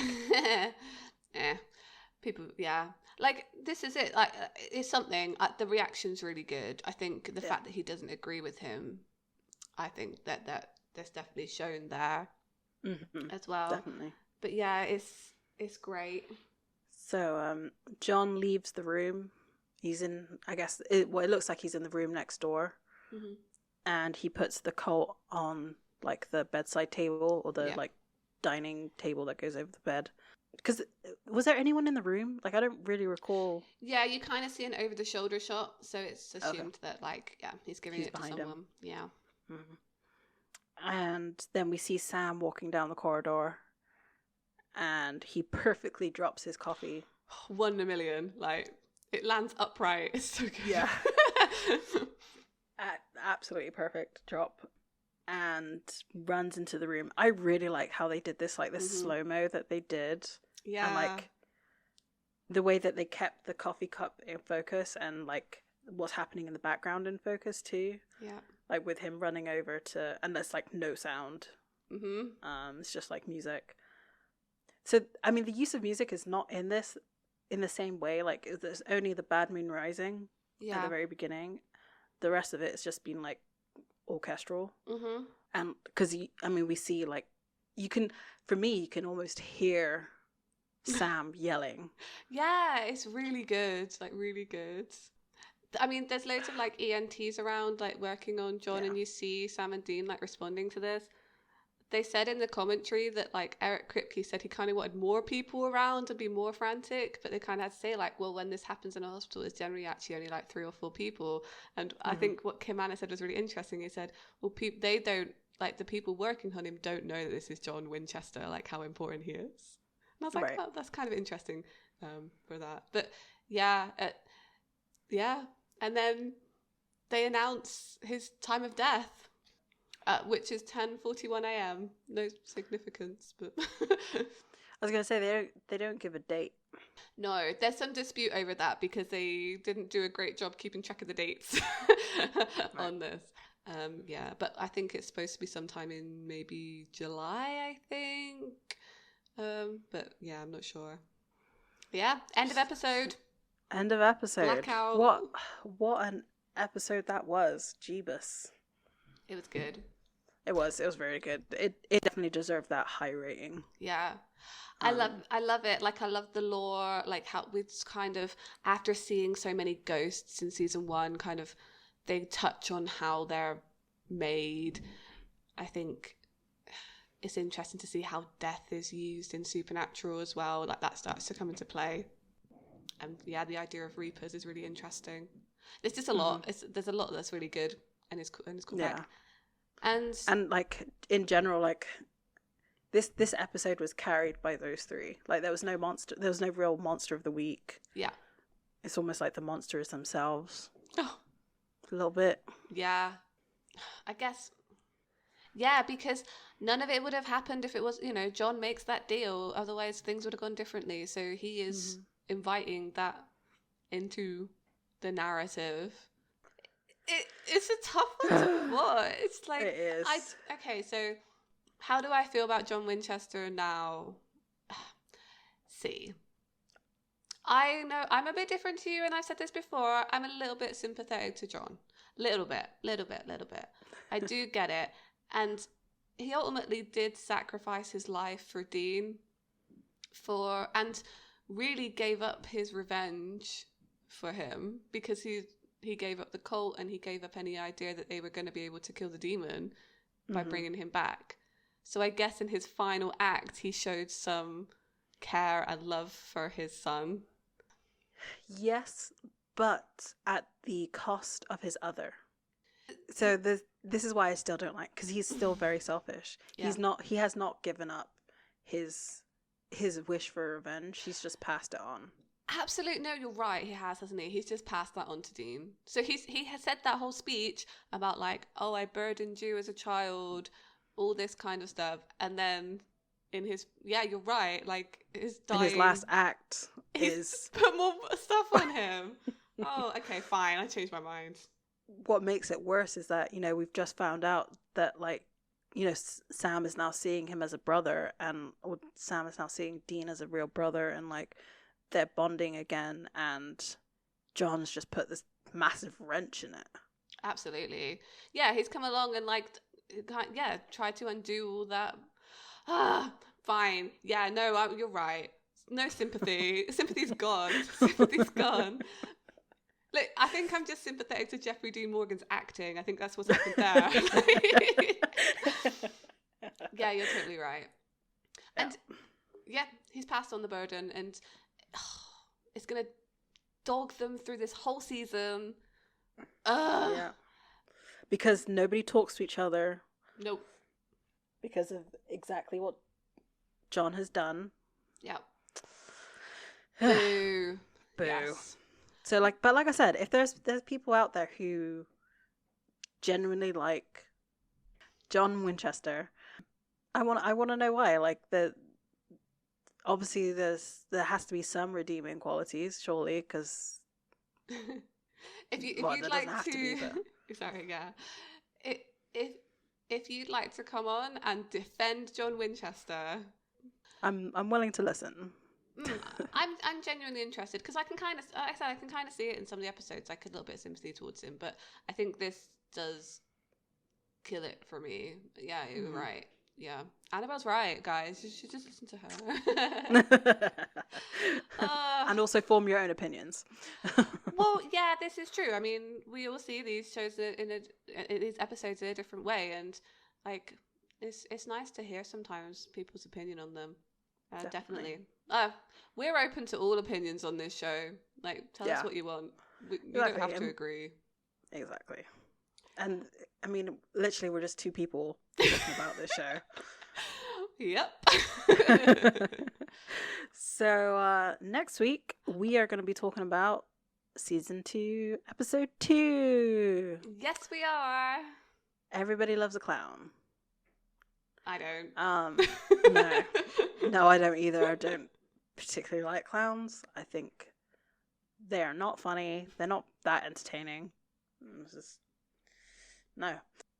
And we might have something a little bit different for next week's episode. As Amy said, you know, if you have an opinion about John Winchester, come on the show. Well, we have someone coming on next week for this episode. That should be really fun. Yeah. She's someone that we met through this podcast and our Tumblr. So we're actually really excited to have her on and have her talk to us about, or not talk to us, but have us all talk together about this episode. We'll see how it goes. Yeah, really good. I'm very, very, very excited for this one. So yeah, I hope you'll listen in next week. Yep. And if you'd like to be on an episode, you know, just reach out to us. We're happy to have anybody on to, you know, if you have a specific episode in season 2 that you really like, or season 3 that, you know, just tickles your funny bone, or just anything like that, or you have very strong thoughts about it, you know, reach out. We're happy to. Absolutely. I really am keen to do this. I think it's going to be extra good. Yeah, definitely. So here we are. We have left our rest spot. We are now back trudging through Purgatory. You know, we're still stuck. We're still waiting for that summoning sign. Hopefully it will come with the help of our guest next week. All right. We'll see you next week. Thanks. Bye-bye. Bye.